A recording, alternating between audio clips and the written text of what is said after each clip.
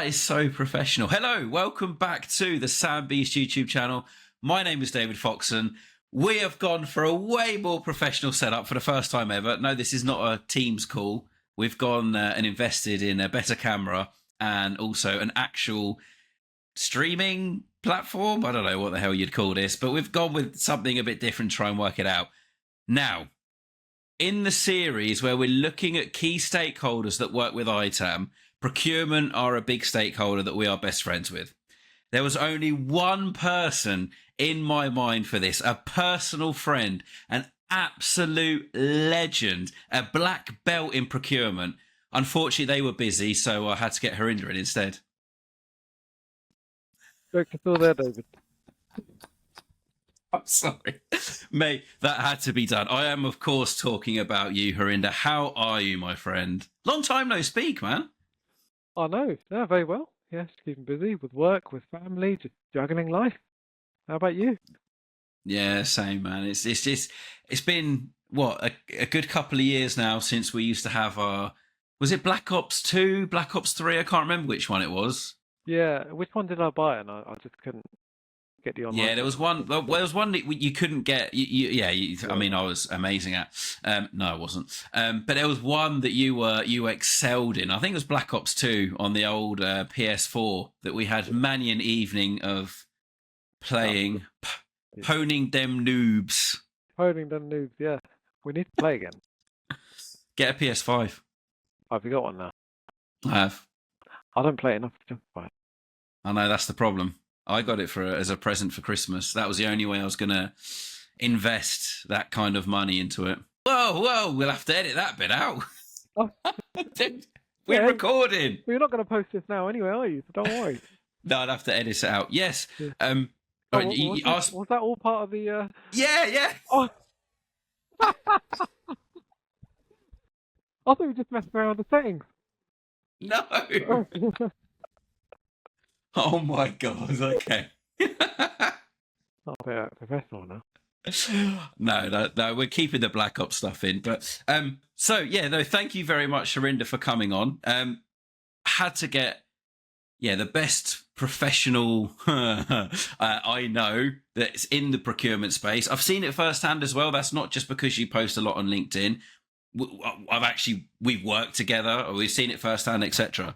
Now, something that I want to get cleared up sharpish is the perception of procurement and what procurement actually does. Because from an ITAM perspective, you guys buy stuff, right? But I'm sure it's much more than that. But so what is procurement? What does it actually mean? And what do you do? Well, when I work it out, David, I'll tell you. I just spoke to a stakeholder about this. We've created a roadshow deck, if you like, where we're actually going to talk to the different teams within the business about what procurement is, how we're here to help, how we have helped in other areas, to entice people to want to work with us. But essentially, David, we're there to help stakeholders achieve their objectives through good procurement practice. And that good procurement practice could be things like finding the right supplier, doing due diligence on that entity, challenging in terms of, is this the right price to pay? Do we actually need this software? Do we actually need this product? Have we looked at alternatives? Have we looked at other areas of the business that are using similar solutions to solve their problems? Trying to kind of ask those questions to support that stakeholder when they make that investment request. Say, I need this money, and that's what we need it to do. So that we've obviously got processes around how we can support with that, whether it's RFPs, requests for information, and so on and so forth. So I think you would probably get a different definition from many different people in procurement, but essentially, David, whatever the business objectives are of that stakeholder, they're ours, but through good procurement practice. So you don't just buy stuff? Bit more than that. Don't just buy stuff, but even if you bought stuff, let's use that analogy, David. We've bought a software now, or we've just secured this managed service contract with an IT supplier. What is key now is then make sure that we actually reap the rewards of that contract in life. We signed a contract today, it's a 3-year deal. Who's then managing that to make sure you actually get those benefits? and actually challenging the supplier to improve. That's where the real value is as well. Whoa, so procurement has an element of, yeah, VMO, vendor management in there as well then. Yeah, no, absolutely. And in other companies, David, you might have um, a procurement team whose roles and responsibilities stop at the point of contract signature. Then you might have a VMO office, like you say, which then says, right, thanks for that piece of work. Now we're going to manage it in line with the stakeholder. So different procurement teams are set up slightly differently, where a procurement professional might have both responsibilities. But certainly in bigger companies, David, you might have it split. And what's your passion point for procurement? What element of it do you enjoy the most? Do you love doing? What gets you going? I think it's connecting people, joining the dots, trying to understand where the business needs to go, um, challenging in the right way, um, making sure that our end customers get value for money and we can actually demonstrate what that means. That's what gets me going. But I guess more on a personal level, just really supporting my team, Mm. making sure that they're not burnt out. That's my promise to them. Like ITAM, it's easy to kind of just take on more and more to keep improving and raising the profile of the function, but actually we need to protect ourselves and advocate for each other. So one thing I do talk about with the team is a psychological safety net and make sure that actually it's okay to fail. It's okay to not always know the answer. And I see that as my duty as a line manager. Whoa, that was Deep, deep. deep stuff, isn't it? That's Well, deep. No, Friday. yeah. No, it's good. It's really I mean, it's so important nowadays, isn't it? The whole, yeah, mental health, psychological element of it, especially if you're in quite a, and without putting it on you, but a high pressured function that typically deals with potentially millions, tens of millions of pounds worth of spend. Procurement people can feel an element of pressure to make sure that you're getting the most out of that spend, even if it's not something that you're proactively using every day. But you played a huge part in negotiating that. So now people look and go, well, why have we spent £10 million on this? And it's you guys feel a bit of pressure to get the use out. Whereas I'm the opposite. I'm going, you idiots. Why have you spent £10 million on that? Now I've got to go and do loads of internal audits to try and recoup as much as we can. Whereas you're like, no, we need to show the value of everything that we've purchased. I guess it can be quite stressful, right? It can be, but I guess, David, the stress is equally shared. So whilst we're supporting with the purposes of, how we go to market, the way we have the conversation with the supplier, actually it's not just us in the room or not just us party to the project. You've got finance, you've got the business owners, the key sponsors driving that, seeing it through to fruition. So that's what I think makes teamwork great because it's all shared. It should be anyway. So it shouldn't all be on too much shoulders. Nice. And just quickly on the procurement side, because ITAM obviously grows a lot, there's a lot of things that come in and out with our industry. And we'll talk about FinOps in a second, because you were one of the first person to ask me about FinOps and ITAM. And at the time, my response was, it's just another fad. I don't believe that anymore, by the way, just to be very clear. But yeah, where do you kind of see procurement going as technology evolves, as processes evolves, things like artificial intelligence come in, automation stuff like what kind of trajectory, easy for me to say, do you see the procurement function and industry on? Wow, what a question for a Friday. Um, Yeah, but and Harinder has seen none of these questions in advance, by the way, because you want that authentic reply, that real from the heart reply. so there are some procurement professionals who are interested in Gen AI and the typical use cases that can help procurement teams, just as ITAM would be and just as other business areas would be too. And I do think it's upon us to kind of take a bit of a lead on figuring out what those use cases are, seeing how they can actually solve business challenges, how we can kind of break the traditional mold of how we've always worked. Kind of where I see it going, David, is we need to figure out how we can run fast and be more agile when the business needs us to. If we're always stuck in terms of these are our processes, this is our RFP template, fill in 60 pages, take 3 months to get back to the supplier on whether you've got, is that always the best way to do things all the time? And actually, one of the things we've been working on, David, is that might work in certain situations where the needs are quite complex. You can't just summarize them in 10 user stories, for example. And the investment is so large that it warrants all of that upfront due diligence. We've now created an agile sourcing process, and this won't be any different to other procurement teams, which says, well, actually, in a world where we're only purchasing off the shelf solutions, time is of the essence. The stakeholders are up for working iteratively. We can actually pivot the way we work more agile using different techniques. You can have a different process completely, where actually we're learning iteratively as to what we want and how that matches to the supply base too. Where Gen AI plays in that, I don't really know, but we are working together to see what typical use cases are and how that can solve future challenges for us. Nice. It sounds like procurement's similar in ITAM in that it's not just a drag and drop for every organisation. Every organisation is going to need a different procurement strategy, mentality, focus, etc. Which is something, to be honest, when you hear, well, ITAM's still quite a niche, right? But procurement, you expect an organisation to have procurement. Like you'd expect them to have HR, legal, finance, etc. So I think that misconception is that is literally is just a drag and drop. Okay, well I did it in this way in this company. I could just go and do it exactly how I've done it before in another organisation. And like ITAM, it doesn't work like that. Like you said, it's all around the goals and the business objectives of the stakeholders, and they differ from people to people. And my expectations, an ITAM person procurement is, yeah, help me out with the renewal. I don't want to spend as much on this.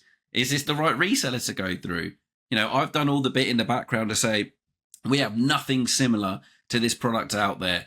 But yeah, I don't understand all the stuff that you got to go through, all these reports you do to check that the company's not going to go bust and stuff like that. It's like it's so big, isn't it? Procurement. It's such a vast array of different actions and things. Yeah, no, I completely agree. And actually, one thing I am interested in, David, is actually organizational structure. So when we met a few years ago, I'm sure we were bouncing ideas around as to where does ITAM sit, or where should it, or where could it sit. You could argue the same for procurement. Where would ITAM maximize its own value and value proposition depending on where it sits in an organization? And I was quite interested in that because whilst you could put ITAM or procurement anywhere, where would it raise its profile the most, and where would you find those synergies? And I was very interested in combining procurement and ITAM together because, as you say, we both care about supplies, we care about value for money, we care about reducing risk, we care about reducing shelfware or reducing costs and so on and so forth. And you've got those two professionals in the room to combat those challenges together. And so I am very interested in actually structure and how to get best out of teams. Because equally, put ITAM in the wrong structure, you'll have the opposite effect too. So where is the right answer then, Harinder, for procurement? Where's the ideal place that you think it should be?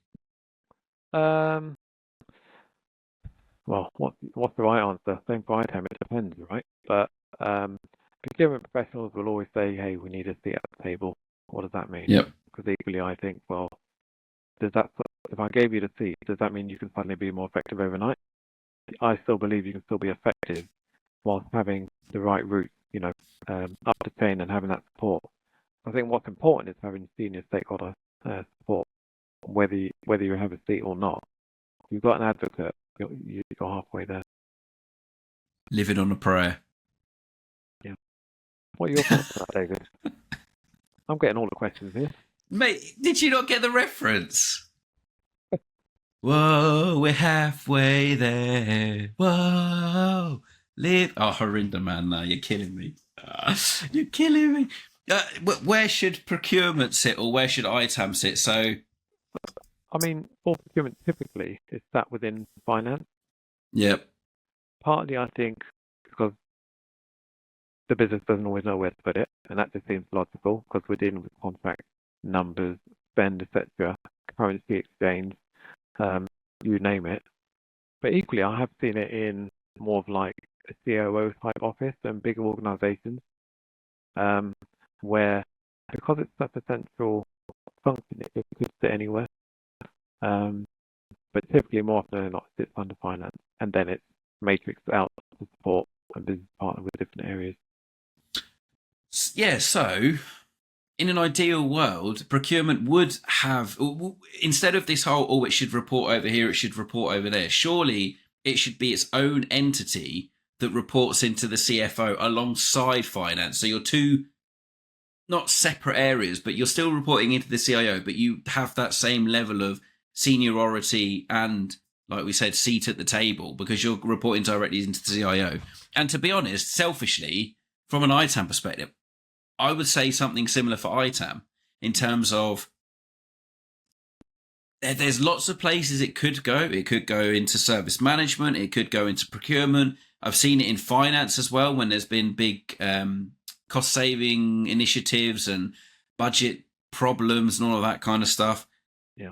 But yeah, just put it directly into the CIO or the CTO and have it as its own entity. Why does it need to be watered down almost to go into a secondary layer, if you like, when it brings so much value? But that's just hopefully where ITAM goes at some point. But that's wishful thinking. Yeah, and I agree with you. I mean, going back to the procurement aspect, if you think about companies that might be, say, worth, I don't know, £500,000, a good half of that or a good third of that will be third-party expenditure. So if there's a team supporting and maximizing value for money, to do with that, then it would be almost foolish to kind of have them pigeonholed way down there in a separate team where you've got no visibility and they haven't got a say or a sway in terms of how we make decisions. So I would also advocate the same thing. Procurement should sit at a good level where it's going to get that visibility and support. And the same with ITAM. It can't just be about shareware only and reducing waste and compliance software. Yeah. Things like cybersecurity, we spoke about this, David. Looking at patching, using ITAM tools to see where the risk actually is, and using those kind of leverage points to raise its own profile. Is it IT ops? Is it cybersecurity? Is it maybe a CIO type office where it really does get heard? And that's why I do think actually, given the movement of FinOps, and thinking of the idea of synergies and how ITAM and FinOps work together, just like procurement and ITAM has done in the past, I think it's a great shift to integrate in each other's process to raise each other's profile at the same time, and that might be the way to go. And certainly when I've read articles now and again on the industry, IT financial management seems to be its own department in its own right, or the creation of. We can actually elevate ITAM and FinOps together, so maybe we need to lean on each other and have a different mindset. Oh, nice. I think we've just created our own department that goes directly into the CIO or the CFO, whichever one we decide to, and just encompasses everything. But just quickly, something that I learned, having never been from a procurement standpoint before when we worked together, was the conflict of interest side of things, which, for me had never been an issue because I'd never worked in procurement. But we quickly found that, hold on, if ITAM's going through and doing, all of the internal renewals, internal audits, defining what we need, it's kind of a bit of a, conflict of interest if you're then negotiating the prices of the software and the hardware and stuff, and which is why procurement steps in to go, well, no, hold on. That's where we come into play because we're completely agnostic. You've just got a one-track mind of you want everything for nothing, whereas, we kind of understand it a bit more. And then there was also further conflicts of interest, which again, I've kind of carried with me, is ITAM actually doing the ordering for contracts and stuff that they've negotiated for, which, I didn't twig beforehand. But then again, it seems strange if ITAM is the main negotiator, the main vendor manager, and is then able to go and process the orders without someone else coming in and go, whoa, let's put the brakes on for a second. Let's actually see if this is the right supplier, the right pricing, etc., etc. But that was something that I never really even considered. Yeah, and to be honest, David, nor had I. I had only really come across ITAM maybe in my last role, so a few years ago. And so do we see it as a conflict or do we see it as an opportunity? And this is one of the reasons why I wanted procurement and ITAM together, because then by being in the same team, we can figure it out. But by being it separate, it does raise the question, why can't it be ITAM? Does it need to be procurement all the time? Because if we care about Ooh. solving problems and supporting end customers, what are the skill sets and expertise needed to do that? Forget roles and responsibilities for a second in terms of job. What are the key? So I value ITAM because I think you know ITAM professionals possess, in general, my own view, superior licensing knowledge to procurement, especially on things like some of the tier ones. I won't mention them, where actually they're so complex. We spoke about Microsoft panels and all this stuff, and that's never come up in procurement education, for example. So I think that actually we need to leverage on each other's skill set and experience and expertise. And it could be that actually ITAM, given your licensing expertise, run with these vendors and support stakeholders with their end-to-end process, but bring us in as and when you need to. It doesn't always have to be procurement. We think along the lines of solving business challenges, who's best placed position in each instance to do what. But it could be that ITAM actually take a lead on some of these things and procurement do the rest, That's coming a from an area of expertise and experience. that's a very 2024 way of thinking. And a lot of clients that we've had over the past few years, it is very rigorous. Nope, this is our job. This is what we do.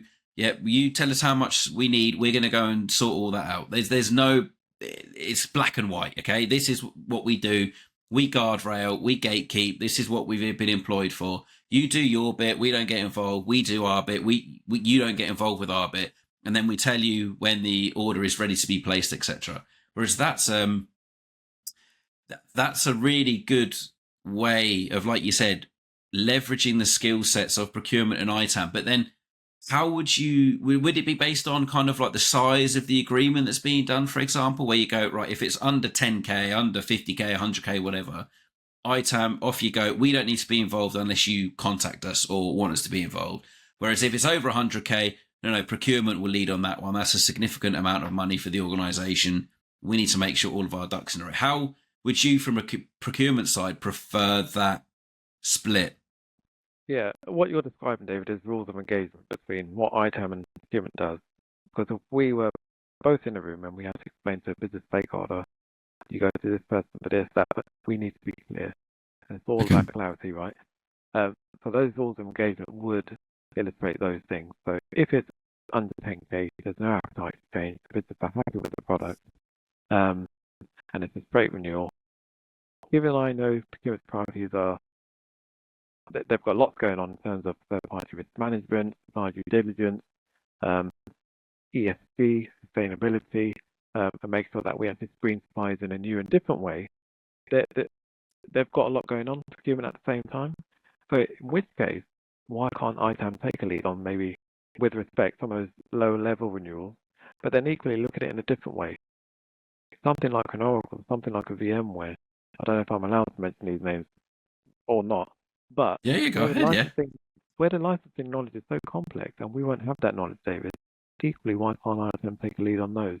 But then have the comfort knowing that we are here to support as and when we need to. If it was a straight renewal, and it's just make sure the numbers are right size for the following year, say a year two after out of a year three agreement, I would say the community doesn't need to be involved as much, as opposed to we're coming out with a 3-year agreement. We want to do a market review of tier ones, to make sure that whatever we do is right size going forward. Yeah. Procurement would then step in there and should work together on. Because I Nice. think by combining the two brain powers, David, you've got someone who looks at license metrics, make sure that business understands the metric, but you've got someone like a procurement person saying, why can't we negotiate the metric itself? They might have just given us a proposal on a license per. Let's be creative and think about, actually, why don't we come up with a metric and make a counter proposal? So I think by joining forces together, you can get a better outcome. Nice. There's a reason. I knew there was a reason why I had you on, and why you're such a good friend of ITAM. Oh, But lovely. you mentioned there about screening vendors or something in a new way for ESG stuff. Yeah, so certainly companies out there that take ESG, sustainability seriously, they will make their own commitments, David, through their annual report or some sort of sustainability report. so they can show the world, show the public that we take this seriously, and here's the steps we're taking on things like increasing our renewable energy or improving our water treatment processes, making sure that we've got a diverse board at the top, essentially touching on the different ESG principles. But a company can do that, but then they can also hold their suppliers to account. So, for example, we were screening Sandbeach Consulting as a new supplier. We might be interested in, in terms of what are your, I don't know, recruitment practices. Let's say you've got you're on a recruitment drive, David, and if we care about diversity and inclusion in terms of recruiting, make sure we have a diverse set of employees, we'd want our important suppliers to take that seriously too. So we might ask you to sign up to a supplier code of conduct. Whoa, So okay. it's a whole new world, and it's not necessarily novel. It's been around for a while, but this is where companies are taking it to the next level in terms of, I guess, improving on their own processes, but then holding their important suppliers to account too. So Wow. get your policies in place. Yes, sir. Didn't mean But to would you, use you as an but example. yeah, but for like major software vendors or software resellers or managed service providers, etc., in the IT space, yeah, what kind of examples would you be wanting them to be accountable for? Is it that whole, diversity at board level? Is it understanding their practices around their own ESG stuff? And then how are you calling them out on it if they're not meeting the agreed ESG standard? Because this is like a whole nother world for me, right? Whenever I'm ordering hardware or software or even looking at cloud stuff, the whole ESG bit is more that warm, fuzzy feeling that IT asset disposition gives you, right? When you're disposing of stuff at the end of life, getting disposal certificates, getting recycling stuff, getting money back. It's like, yeah, you've saved 10 trees by recycling this MacBook. Whereas you're like taking it to like the next kind of level, looking at the whole organization. Because we do that for ITAD providers, right? Because we want, a lot of ITAD providers now are like, well, we're going to be net zero by next year. We're going to have all electric vans and lorries, and this is how we're going to transport stuff around the world in a much better way. But yeah, how do you hold them to account of that though? So how do you hold them to account? That, I guess, that's the magic question. There isn't a do this and then you get this outcome. One thing you can do is ask suppliers to make an annual attestation which says, yeah, we've read your supplier code of conduct, we understand what you stand for as a business, and we sign up to it. Whether they do it or not is the next challenge. Then you can get into the realms of, do you audit them? Do you audit their policies? Do you audit how they treat their employees? Are those audits announced in advance? Are they unannounced? Do we have the right to audit? So it does raise a whole load of questions as to how you make sure these things actually get done. But what you can do is link it to the commercial contract. So if you've just done a deal with a supplier, you can say, by the way, you also have to sign up to this code of conduct and our values as well. And I think what that does is you can actually then report on that as a business by saying, if we're spending 100 million a year with suppliers, wouldn't it be great to send out a message saying actually 50% of them are signed up to our supplier code of conduct, and that they take things like D&I seriously, and so on and so forth. And I think that creates your own USP. You position yourself in a whole new light. Imagine getting an audit letter from someone like Oracle who you spend like a load of money with, and you go, Uno reverse card, we're going to audit you based on the supplier code of conduct that you signed with us. So actually, come on, Ed, let's go. You want to audit us? We're going to audit you to check that you're doing your supplier code of conduct that we've done with from an ESG perspective. Yeah, Oh, I think we all have a have a place to kind of make society better. Yeah. So whilst we want to deliver our responsibilities in our roles and etc., it shouldn't just stop there. We can actually have a big impact, bigger impact than people think. When we talk about gender pay gaps, things like minimum wages. Are we sure that every business pays that to a minimum wage? We know legally they're supposed to. Does that actually happen? If we don't do these checks, then it almost equally sends the message that it's not important to us. whoa. But if you work for a company, what you want to be saying, David, is actually, this is what it means to work for us. these are high standards that we hold ourselves to, and we want to do the same because we care about society. And that's how you get into the realms of CSR and having a positive impact on the community. Procurement's growing, man. It's not just buying stuff anymore. It's not, David. It's really not. But this is a new territory. It's exciting because it feels right. It's the right moral compass kind of pursue. And whilst we'll always focus on things like focusing on contract terms, making things favourable, keeping on top of renewal dates, you can have your head in the sand on looking at shelfware and savings and things. But actually, we can be leaders. There's no reason why ITAM and procurement can't be. What we have to do is seize the opportunity to lead and try and make that impact. Who's going to say no to that, David? I don't know, Harinder. Who will say no to that? We'll put it out there if anyone wants to say no. If you want to say, actually, let's flip. If you don't agree with that, leave a like on this video. That would be really useful. And if you do agree with it, also leave a like. No, but yeah, very good point. Hey, I want to talk to you about FinOps, right? Because I think it was 2020 or whenever we first spoke to each other, and you asked me, what do you see the synergies between ITAM, FinOps, and procurement being? And at the time, because I was ignorant and didn't know much about FinOps, I thought it was going to be another DevOps, right? It was going to be another buzz thing. It was going to be another thing that everyone talks about and then nothing actually happens. But obviously it has happened. It's grown a lot, and anything to do with FinOps, I'm all for now. But how does procurement get involved in like FinOps and the financial management within cloud stuff, especially when it's more of an operating cost rather than a capex? Do you get involved a lot, or do you leave that to other teams? We do and should get involved in the right moment.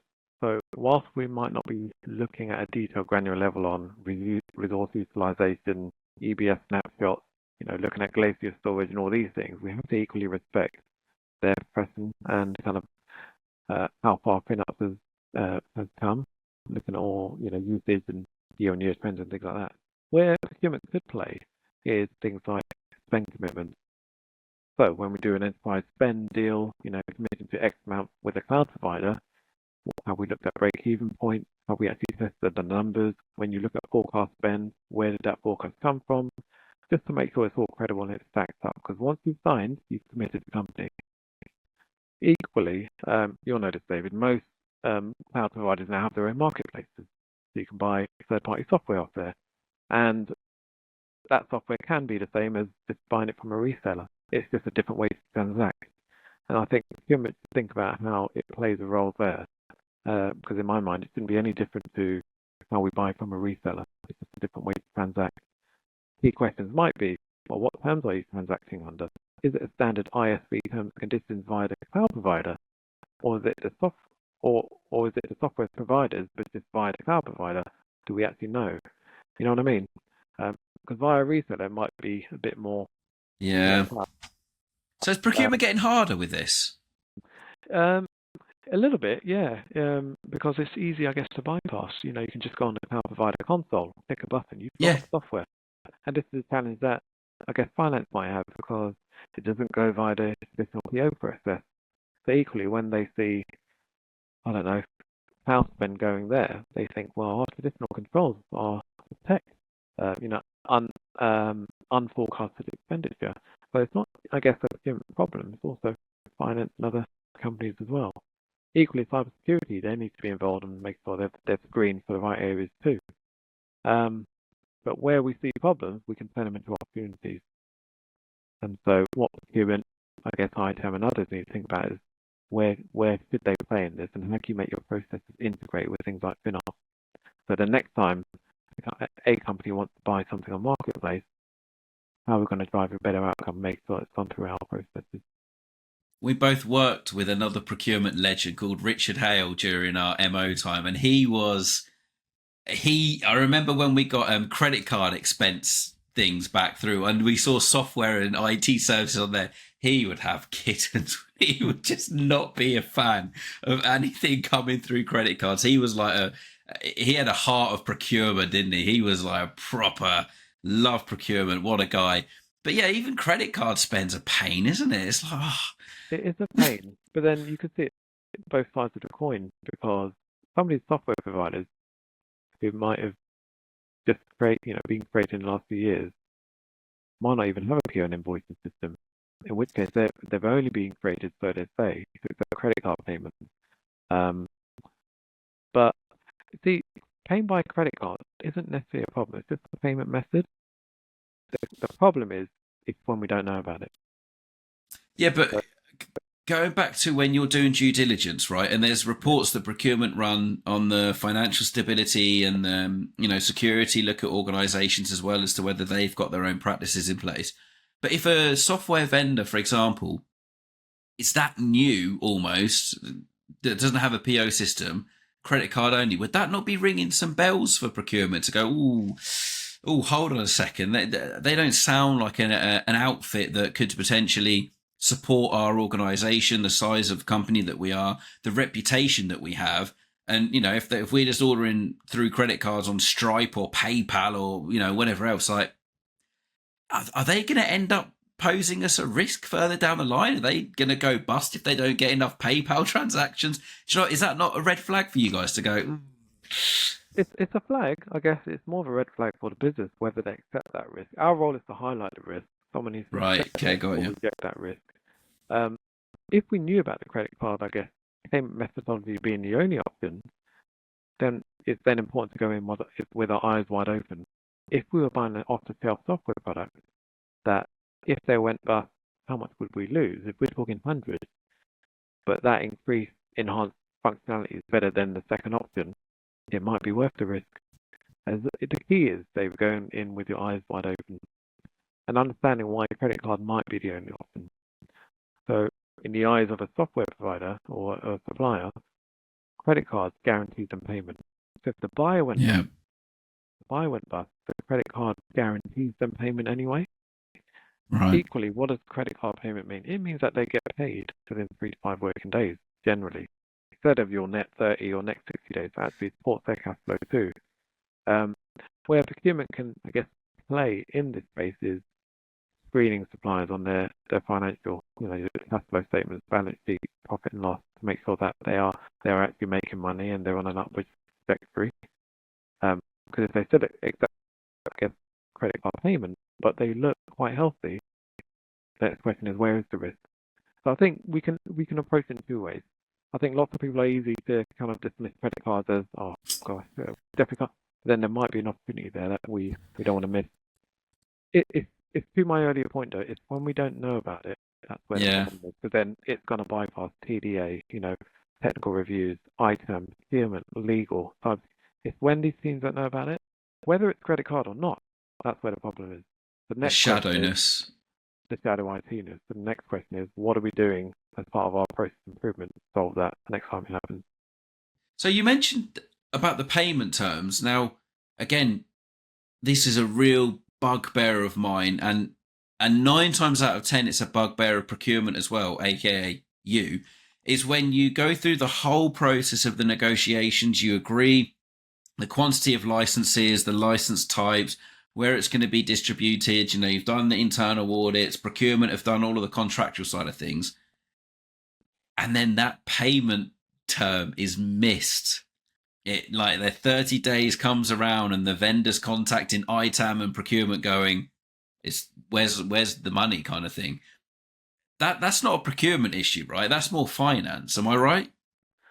Yeah, I mean, the companies promise to pay on a certain payment run, 30 days, 60 days, whether it's in arrears and so on. If a vendor reached out for us and said, look, where's the money? Is it finance always? Could it be when the supplier was set up, the wrong payment terms were set up, but then it was the business owner that requested them to be set up? But because you can see the problem two ways. Equally, when we're paying invoices on 30, 60 days, finance teams generally do have different methods where they can make faster payments very quickly, next day payments, cash payments, bank transfers, outside the usual PO run process. So there are ways and mechanisms where we can make that payment a lot quicker in situations where we might start getting, late debt penalties, for example. That's always a card up our sleeve. So it's difficult to say, whose problem it always is. I It's see it as frustrating. it's frustrating. Yeah, it is frustrating. And suppliers do have a right to charge for late debt. Um, Yeah. um, Absolutely, and but also when procurement and ITAM have been working, especially on something that's been so long and time consuming and complicated, and you have all of the back and forth on terms and pricing and stuff like that, and then you're all happy, you're all friends, and looking forward to a great 3 years of collaboration and friendship and working together, and then it doesn't get paid. One thing I've always believed in, David, is how we can advocate for each other. So what I mean by that is, um, I've just spoken to stakeholders today actually about what procurement is, how it can help you, as a stakeholder, things that we might need from you, in terms of give us your business strategy, help us understand your needs. But as part of that, I think it's important to advocate for other teams. So, for example, if you've got a software licensing query, reach out to your ITAM, colleagues. That puts them on the map, raises their profile, helps them understand that actually, right, that's the go-to team for things like compliance, software licensing, trying to understand what I've actually committed to. Um, because if procurement are seen to be doing that for ITAM, we would then hope that ITAM does the same for us in procurement and advocate for each other. You could replicate this for different teams. And I think something in my slide said we've got a third-party risk manager. Reach out to that person if you've got supply concerns. We've got a sustainability team now. If you're keen on understanding your supplier's credentials around how seriously they're taking, their approach to sustainability, what processes they have in place, reach out to this person with the hope that they would do the same for us. That's one way that actually ITAM can build its profiling, but equally get the other teams to raise their profile for them.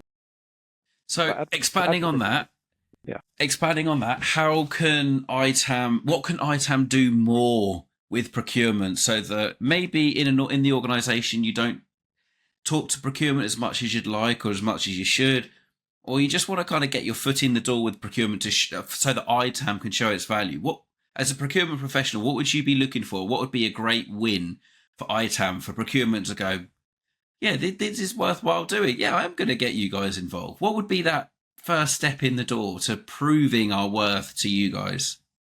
I think the key is in that word worth, because actually when companies out there are really, really pinched for savings and demonstrating financial efficiency, getting the right financial kind of performance going, ITAM can basically help procurement by saying, look, we understand you're under pressure.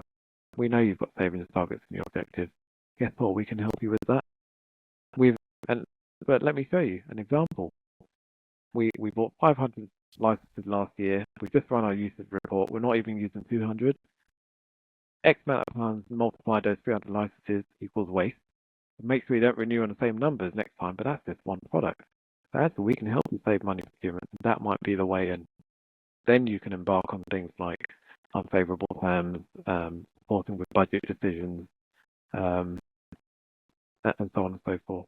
So that would probably be the way. Knowing that procurement teams are under pressure in places for savings and cost avoidance, that's the language that ITAM talk every day.